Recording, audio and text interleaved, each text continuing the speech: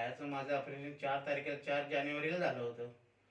तर आम्ही तिथपर्यंत डॉक्टरकडच्याकडे गेलो. डॉक्टरने काय कृष्णाचारीला माझा उपचार चालू होता. तिथं ऑपरेशन झाले, माझी 2 बोटं काढली होती. पण त्यांनी सांगितलं माझा पाय इथून काढायला लागल असे ते मला बोलत होते. तर आम्ही 8 दिवस आणखीन वाट बघितली. 8 दिवसानंतर हे थोरावडे साहेब आणि डुबल साहेब भेटले. त्यांच्यामुळे हे आम्ही दोन्ही औषधं चालू केल्यापासून माझा पाय 80% बरा झालेला आहे. किती कालावधीत बरा झाला तुमचा हा पायाचा? हा एका 25 दिवसात बरा झाला.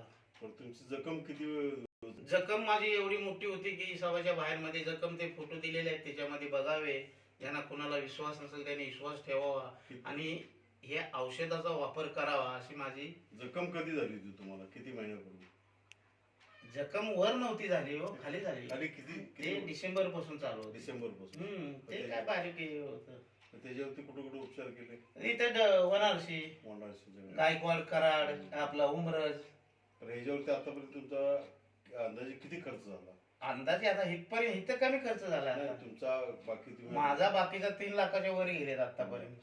3 लाख तुम्ही घालवले. हे औषध चालू केल्यानंतर तुम्हाला किती फरक जाणवला? औषध चालू केल्यापासून माझा कमी खर्च झालेला आहे आणि मला चांगला गुण झालेला आहे आणि अजून मला चांगला गुण होईल. माझा पाय बरा होईल. आणखीन ही माझी मनशक्ती सांगते मला.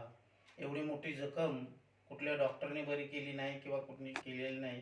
ह्या दव्यामुळं माझी जखम बरी झालेली आहे. बाळा तुम्ही सांगा, तुम्ही मुलगी यांची हो आणि त्या मंडळीची. हो. तुम्हाला नेमकं काय वाटतं या औषधाबद्दल? काय फरक जाणवला?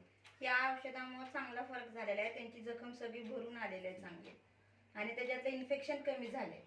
तुम्हाला वाटत होतं का पाय बरा होईल म्हणून? नाही, वाटतच नव्हतं. हे औषध घ्यायच्या आधी वाटतच नव्हतं की त्यांचा पाय लवकर बरा होईल. डॉक्टरांनी काय सांगितलं तुम्हाला? डॉक्टरनी सांगितलं त्यांचा पायच काढायला लागेल कारण इन्फेक्शन कमीच होत नाहीये आणि औषध चालू होती त्यांना.